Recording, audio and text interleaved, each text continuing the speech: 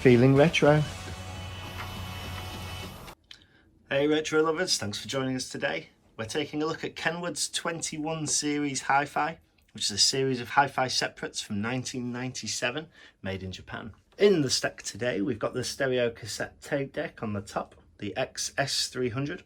Below that we've got the CD player, the DR350, the AV control center, the CV350, and finally the stereo power amplifier, the MA300. Either side of those we've got the SF500, the front center speakers that make up the surround sound system that comes with the 21 series. We do have more, so stay tuned to see the surround sound system in full use later on. Now I've been extremely excited to get one of these in, as they've always stood out to me as being a brilliantly bold and quite unusual design.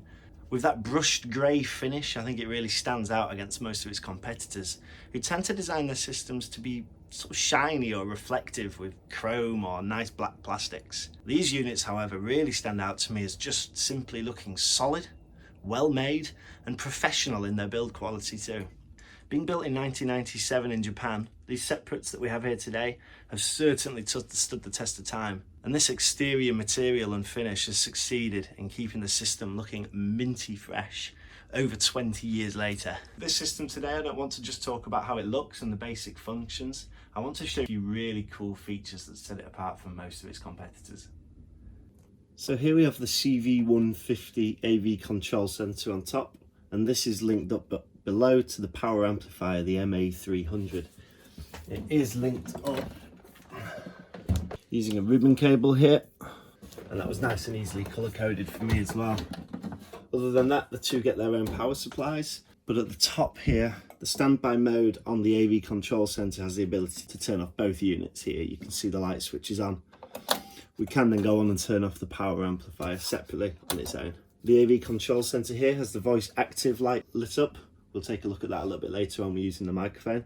Also has a phone's output. It has the input here, and you can see it switching across from tape to aux to VCR, LD, CD and radio.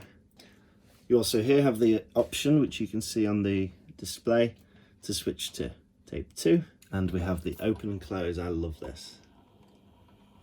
Look at that. Let's get a side angle on that. Futuristic or what?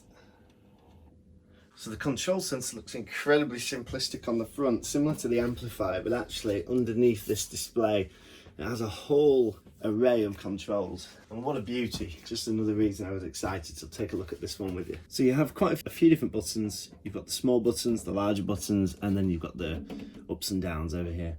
We've got timer set, we've got timer mode, we've got the clock change, we've got S direct, we've got on or off, and now these are all into the voice activations. So we've got 3 buttons here about voice activation, on or off.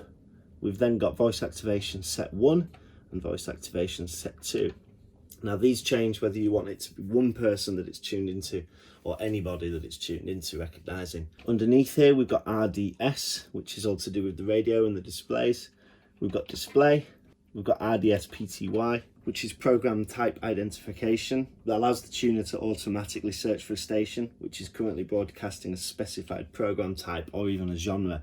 So you could press this button and the system would then search for classical music, for example. Next to that we have TA News Info, and I'll just bring you in a little bit closer because you can see as we press those buttons the screen is changing. No PS.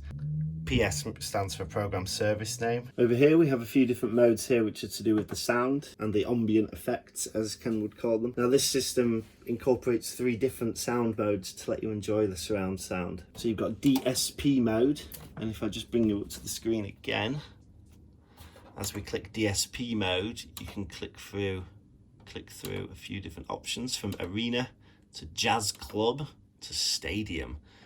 Now we will get this hooked up to a speaker system soon, so we can give those a little bit of a listen, see if we can turn my dining room into a stadium. Next to that we have the Dolby Pro Logic mode buttons, and that's just a specially encoded 2-channel surround format, and that is designed to provide theatre-like surround sound using Dolby Surround. If we click through that as well, you'll see that we also have 3 stereo. And 3 stereo is available for systems that do not have the surround sound speakers. So when the Dolby 3 stereo mode is on, the information is redirected to the front, left and right speakers. And it usually just improves the sound field unity for programs that are not Dolby surround encoded. In a nutshell, that's when you've got fewer speakers and you can't quite create that surround sound effect. Underneath that, you've got A memo, auto and band, allowing you to switch between the radio functions.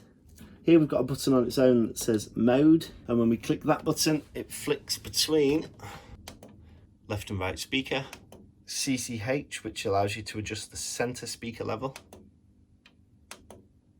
SWCH, which allows you to adjust the right surround speaker level, input, bass and treble. We can change those using the up and down here. So I'd expect if we get bass back on, for example, or left and right, yeah, we can just shift that across a little bit more there. I'll leave it in the middle. Look at that. Of course, over here as well, we have the volume control. What a really nice sturdy dial that is. Doesn't feel like it's going to fall off anytime soon like some of the others that we use here. And the open and close button was just hidden over here. Not really much to tell you about on the power amplifier over here, just that it has its own power button. It does make quite a bit of noise, so you can definitely tell when that turns on. Okay, let's take a look at the CD player and the tape deck. So the cassette deck on the top here might look absolutely tiny, but it is just that I've had to move it away slightly. As normal, these big CD carousel changes on the bottom are quite deep. And again, they've both got their own power, so you can switch on the cassette deck and you can switch it on and off the CD as well.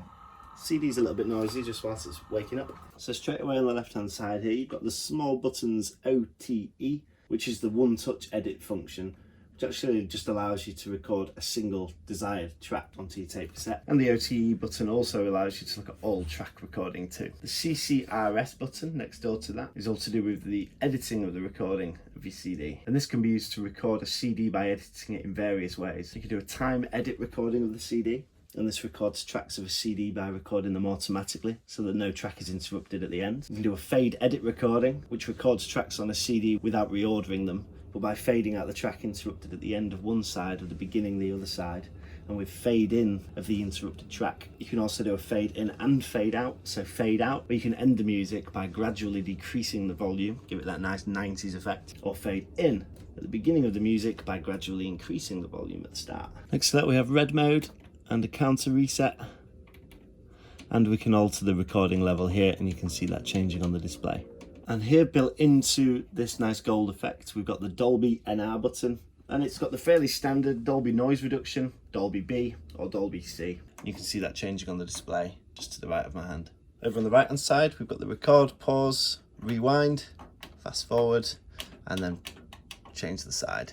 Let's get a tape in and let's hit this nice hidden open button here.